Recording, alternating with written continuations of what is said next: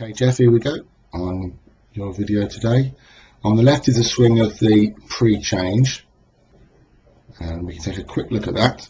We've highlighted the head and the right leg, and we're really focusing at the moment on how you sway in the backswing.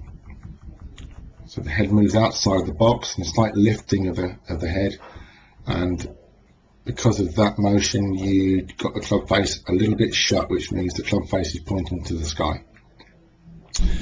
Okie dokie, and then I'll show you on the way through. A little lift of the arms and a lack of movement of the right leg. So this is what I kind of focused on today. Moving on to the swing on the right, this is working on your backswing and trying to help you understand that we don't want to stretch to your right in your backswing. That is your movement into your backswing before any change, stretching onto the right leg. You can see you're almost going to fall over onto your right side there. So I quickly jumped in and relaxed your left arm,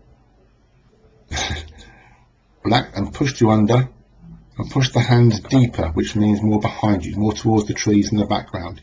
So if we just jolt between the two positions, that was where you were before, and I want you to work on, when you can, with a club or without a club, there.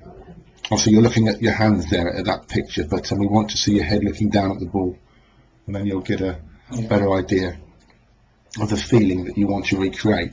But with the feet together is a great way to do it. Again, you can see how the hip rotation is different, the shoulder position is different. Okay, it's greatly improved if you can soften that left arm, get the hands deeper, and know how the club position is different as well. See, it's less hinged at that point than it is here. That's because you're softening your arms and allowing it to happen. Okay, then we moved on to a position with a wedge and with a 7-iron that your feet were set very much open, or your left foot was very open. The idea of this was so that you can rotate the hips fully in the through swing, allowing your right leg to rotate and your right hip to rotate. This will stop you from hooking the ball and hooding the club face. So what with a great backswing with a good rotation of the hips without any sway, and we can see from that position now your head is so much more in the box, which means you haven't swayed across. And also another thing to note is that you haven't hired your posture, you haven't raised your posture. It's maintained its height because you're turning around yourself and not lifting. Note the club face position, very, very good. The right leg now is in position as opposed to the one on the left.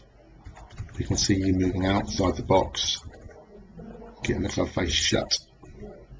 So, on the way through, let's take a look. We're really working hard here to continue rotation, which you do really well. The other thing that we did talk about was trying to keep the left arm slightly above the right arm on the follow through. That would help to stop the hooding and the closing of the club face. And also the rotation will be better. So, which you do pretty good there. Let's see that in full speed.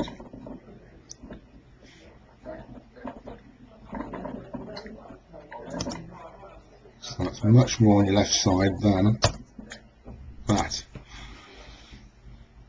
Quite a massive difference. And you can see how the club face also, how it in particular, how it moves differently. It just has a different speed about the whole thing. That looks quicker. Yeah. It just looks quicker because you're not rotating.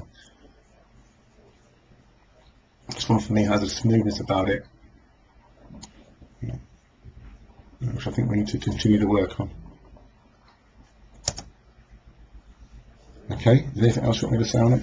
No, that's good. Alright, Geoff, that's it then. Happy Christmas.